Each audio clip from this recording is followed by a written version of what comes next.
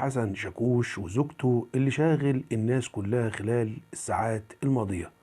ريم طارق زوجة حسن شاكوش بعد زواج 55 يوم، وتحديدا يوم الجمعة الموافق 5 مايو، نشرت على حسابها الخاص وقالت إن هي قدمت بلاغ ضد حسن شاكوش وبتتهمه بعدة تهم.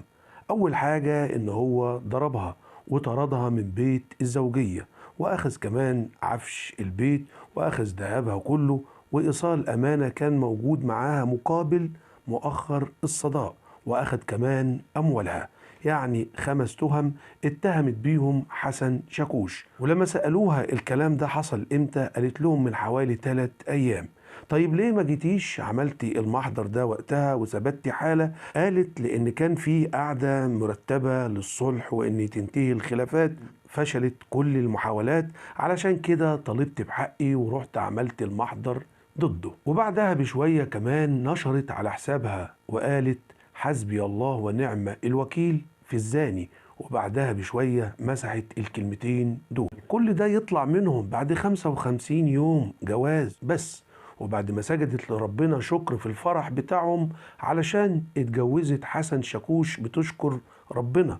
وكل الناس اتكلمت وقتها على سجدة زوجة حسن شاكوش في الفرح. وعايز اقول لكم بمناسبة السجدة دي في الفرح وتسريبات كده من بعد الفرح، ان زوجة حسن شاكوش قالت لبعض الناس وهم اللي سربوا الكلام ده ان حسن شاكوش المفروض هو اللي كان قايل لها اسجدي في الفرح علشان نركب الترند، وهي فعلا نفذت كلام حسن شاكوش وركبوا فعلا الترند، وكل الناس اتكلمت عنهم وانتقدوهم طبعا. يعني الموضوع كله ممكن يكون تمثيل في تمثيل، ولكن خرج المطرب حسن شاكوش عن صمته بعد الخلافات بينه وبين زوجته والتي تداولتها المواقع الإخبارية وصفحات السوشيال ميديا، وأصبح صداها كالنار في الهشيم.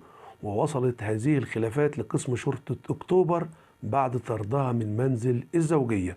وقال شاكوش على صفحته الخاصة مساء الفل عليكم جميعا، القصة دايما ناقصة والبيوت فيها أسرار، وإحنا بنخاف على بنات الناس وتربينا على كده، وحق الرد بيقول إن دي لسه مراتي ما يصحش أتكلم عنها حتى لو إيه حصل. يمكن أهل بيتي وفريق عملي وأقرب الناس ليا اتأذوا من الحوارات دي. وأضاف وقال بما إنها شاركت جمهوري بشيء جارح بالشكل ده، كل اللي أقدر أقوله الحمد لله على نعمة السكوت والعقل وقت المشكلة، الحمد لله على كل شيء. وانتشر كلام برضو كتير جدا على مواقع التواصل الاجتماعي إن حسن شاكوش قال إن هي خدعتني وكانت متجوزة قبلية وما قالتليش. طيب إزاي حسن شاكوش ما عرفش إن هي كانت متجوزة قبل كده؟ ما كانش فيه أوراق مثبت فيها الكلام ده؟ طيب بلاش الأوراق، هو نفسه ما عرفش يوم فرحه إنها كانت متجوزة قبل كده؟ يقصد إيه بالكلام ده؟ الله أعلم. أكيد الأيام الجاية هيظهر مفاجآت كتيرة جدا.